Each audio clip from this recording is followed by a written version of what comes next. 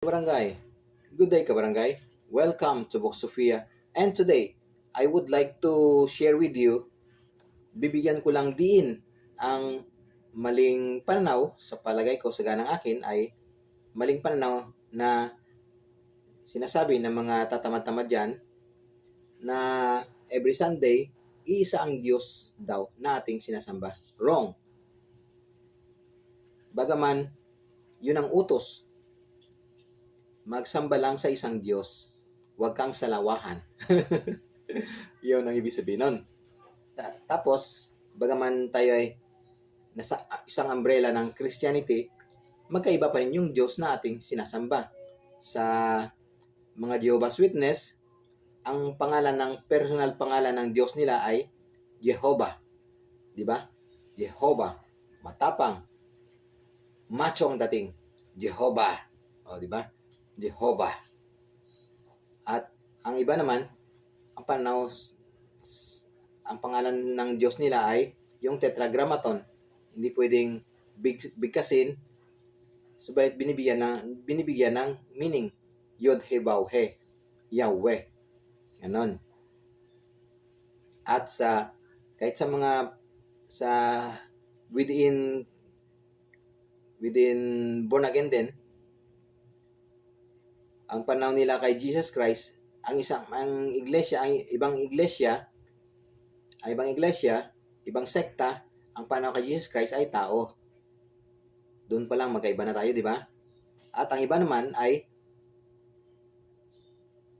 sinasabi nilang Christian sila, tagasunod sila ng Jesus Christ, subalit ang pinapakinggan nila si Paul.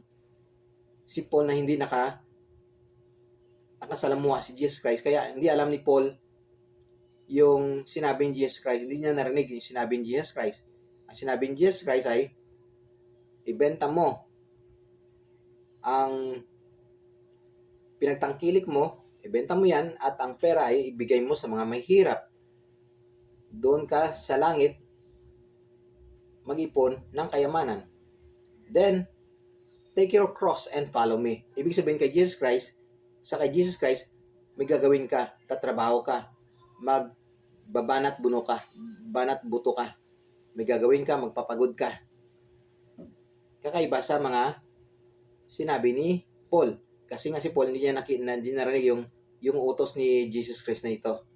Ang sabi sa kanya, ang sabi naman niya sa mga tagasunod niya, by grace alone, you will be saved. O by grace, di ba? Malaking kaluwagan yon, katamaran, na kumukonsinti sa katamaran, nakahilata ka lang, nakanganga ka lang, masisave ka na. Wala kang gagawin. Kaya, komportable, yung mga born again dyan, ayaw nilang mabago yung pananaw na yan. Kasi, katamaran, gusto nila yung katamaran. Kaya, magkaiba, hindi Diyos, magkaibang Diyos na ating sinasamba every Sunday. Ang iba, every Sunday, ang sinasamba nila si Paul, ang sinusunod nila si Paul, hindi si Jesus Christ. Bagaman, mga ipokrito, sasabihin nila na sila ay Kristiyano, hindi naman si Jesus Christ ang sinusunod nila. Ang sinusunod nila ay yung mga kabulustugan ni Paul. Yun lang po, kapatid. Esep. Bye-bye. Hallelujah. Bye-bye.